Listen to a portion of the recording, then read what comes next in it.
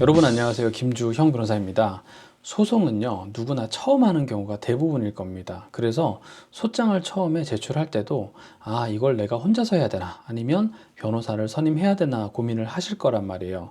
대부분의 분들은 이 정도는 나도 할 수 있겠는데 라고 생각이 들 때 그때 나홀로 소송을 하신단 말입니다. 제가 그런데 말씀드렸잖아요. 소송을 할 때 나홀로 소송을 할지 아니면은 변호사를 선임할지는 나의 자신감과 무관하게 실익을 생각을 하셔야 되는 거예요. 만약에 어느 정도 이상의 소가가 되기 때문에 내가 승소만 한다면 상대방에게 소송 비용 확정 신청을 통해서 큰 금액의 변호사 비용을 물릴 수 있는 그런 경우라고 하면요. 변호사 비용을 소비하시는 것도 좋은 선택이 되기 때문에 굳이 고생하면서 혼자서 진행하실 필요는 없는 거예요. 그런데 반대로요. 소가가 매우 적기 때문에 여러분들이 이긴다고 하더라도 변호사 비용이 몇십만 원 수준밖에 인정이 안 될 거라고 하면요. 그런 소송에서 몇백만 원을 소비하는 것 자체가 합리적이지 못한 소비가 되는 거죠. 그래서 저는 소송을 하실 때 실익 여부를 바탕으로 나홀로 소송과 변호사 대리를 통한 소송을 선택하시라고 말씀을 드리고 있는 겁니다.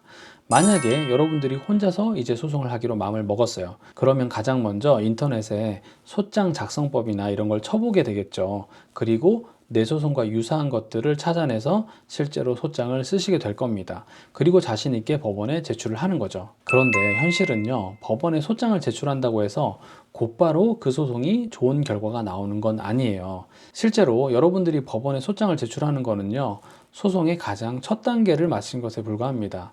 그때부터는 그 소장 부분을 상대방에게 송달도 시켜주고 상대방이 답변서도 내게 되고 상대방도 증거를 내면서 적극적으로 반박을 할 거란 말이에요. 그럴 때 대부분의 분들이 예상치 못했던 방향대로 소송이 진행되면 당황하시면서 부랴부랴 변호사를 알아보신단 말이죠. 그래서 여러분들이 그런 상황을 맞이하지 않으려면 어떻게 해야 되느냐? 두 가지는 확실하게 체크를 해보셔야 됩니다. 첫 번째는 사실관계가 아주 명확해야 되고 거기에 대한 증거도 확보가 되어 있어야 되는 겁니다. 내가 돈을 빌려줬고 상대방이 갚아야 됩니다 라고 하면 대여금이라는 거는 확실하게 입증이 돼야 되는 거고요. 돈 자체가 넘어간 것 정도도 확실하게 입증을 해야 됩니다. 당연히 우리가 인간관계에서는 이자를 받잖아요. 그러면 어느 기간에 어느 정도의 이자를 받았는지 정도도 내가 밝힐 수 있다면 그 소송은 매우 명확한 소송이라고 볼 수 있는 거죠. 법리도 당연히 간단한 법리가 적용돼야 되는 겁니다.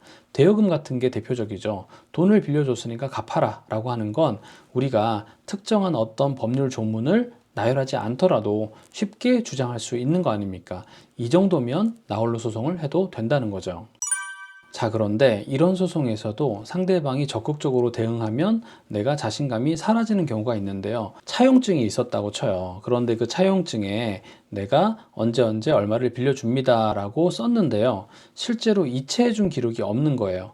알고 보니까 내가 돈을 현금으로 빌려준 거예요. 그러면 보통 법률 전문가들은 그 상황에서는 얼마를 현금으로 수령하였음이라고 쓰고 거기에 빌려간 사람이 서명을 하도록 하십시오라고 조언을 해드린단 말입니다. 그런 조언을 듣지 못한 상태에서 현금으로 상대방한테 돈을 주고 차용증을 쓴다고 하면요. 사실은 대여금 소송에서는 돈이 넘어갔다라는 것까지 이 원고가 입증을 해야 되는 거거든요. 그래서 바로 어려움에 처할 수가 있게 되는 거예요. 그리고 만약에 상대방이 처음에 분명히 부모님 병원비 때문에 돈을 빌려간다고 했는데 나중에는 말을 싹 바꿔가지고 사업자금으로 빌린 거니까 상사채권의 소멸시효가 적용돼야 되는데 이건 벌써 7년 전에 빌린 거기 때문에 소멸시효가 완성되었습니다 라고 얘기를 하기 시작하면요. 이럴 때 거기에 대해서 제대로 반박하지 않으면 자칫 잘못하면 억울한 판결을 받을 수도 있는 거거든요. 그러니까 여러분들은 법리적인 부분에 대해서도 명확하게 상대방과 다툴 수 있는 그런 능력이 있어야 되는 거죠.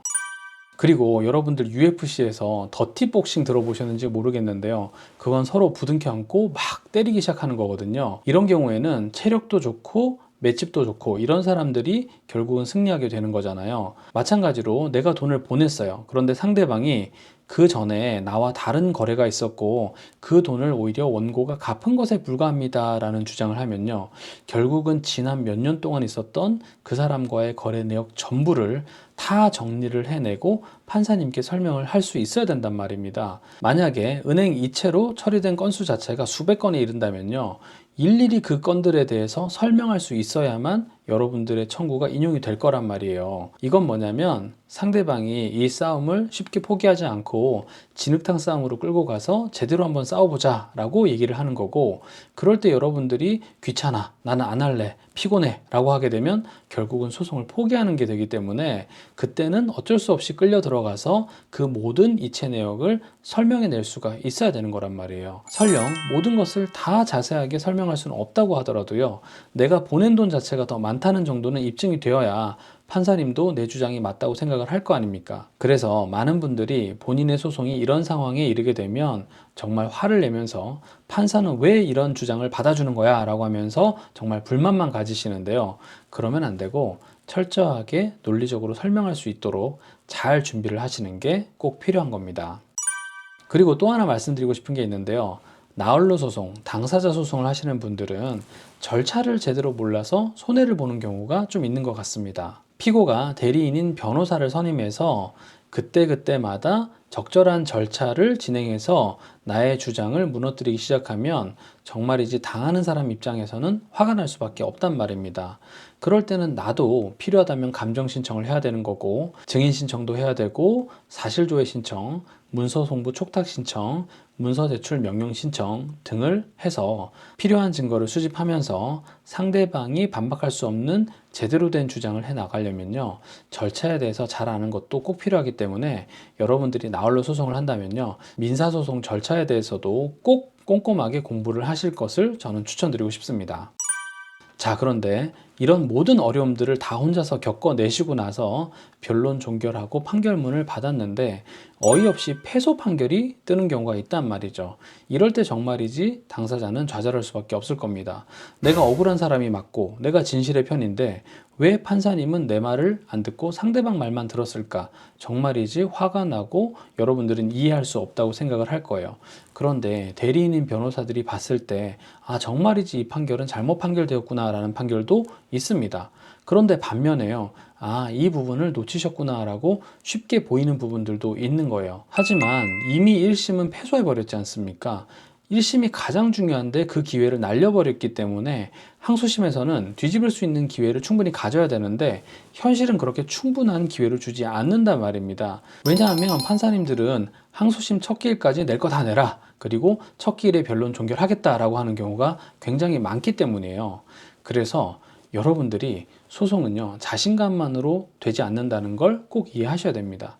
전문적인 지식이 없으면요, 진실의 편에 서 있다고 하더라도 그 진실이 가려질 수 있는 거예요. 소송은요, 가장 밑바탕이 바로 논리를 바탕으로 해야 되는 거거든요. 그래서 감정적인 부분, 심리적인 부분을 중간에 좀 부수적인 방안으로 활용할 수는 있겠지만 가장 기초되는 사실관계 그리고 법리에 대해서만큼은 여러분들이 명확하게 밝히고 소송을 진행하셔야 되는 거니까, 만약에 여러분들이 억울하게 패소를 하셨다, 그런데 항소심에서는 변호사의 도움을 받고 싶다고 하시면요, 언제든지 제게 상담 문의 주십시오. 제가 여러분들의 소송에서 잘못된 부분과 어떻게 항소해야 되는지, 그리고 그 항소의 실익이 있을지까지도 친절하게 상담드리도록 하겠습니다. 저는 김주형 변호사입니다. 감사합니다.